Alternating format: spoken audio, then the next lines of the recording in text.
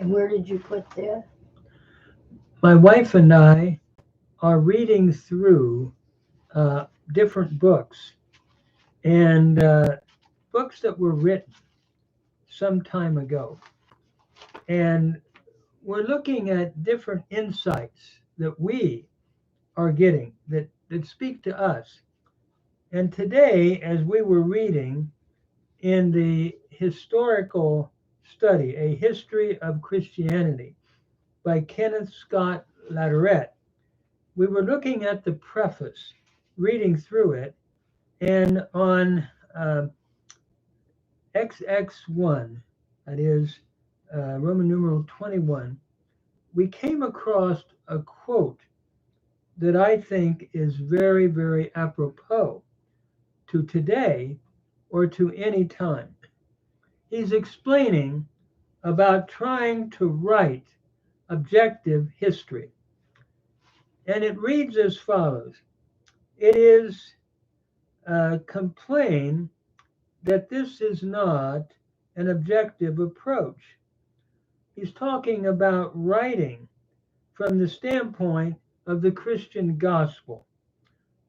In the top of the page, it says uh, basically, at the outset, however, we must say as clearly as we know how that underlying the pages which follow, there is a profound conviction that the Christian gospel is God's supreme act on man's behalf, and that the history of Christianity is the history of what God has done for man through Christ and of man's response.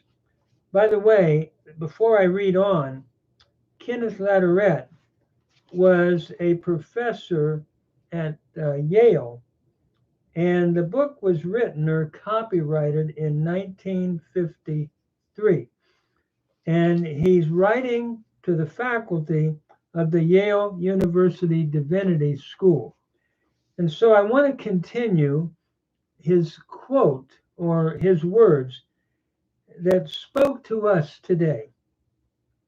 If it is complaint that this is not an objective approach as he's writing his history around Jesus Christ, it must be remembered that pure objectivity does not exist, even in the natural sciences.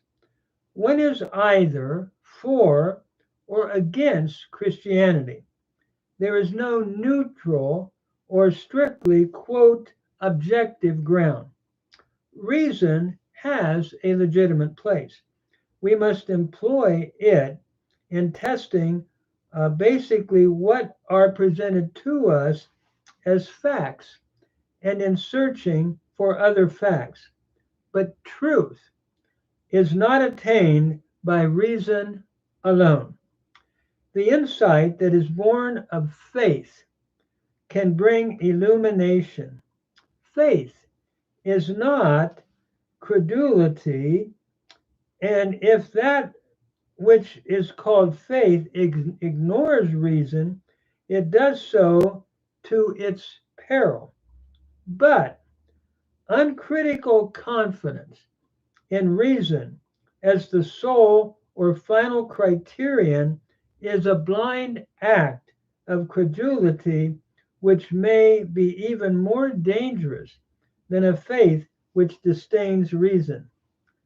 Throughout the chapters, he writes, which follow, is the conviction that the faith which is stimulated by contact with the Christian gospel, the faith which is the commitment to God of the whole man, body, mind, and spirit, the commitment which is the supreme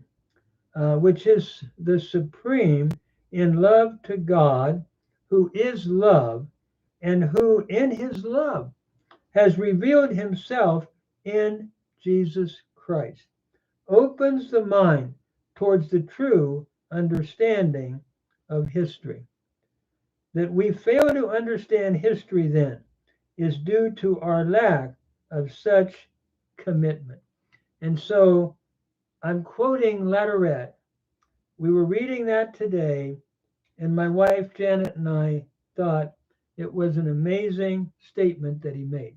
People often make out as though I'm objective. I don't believe, and I approach everything by reason. What he's saying is that does not exist. Everybody has faith.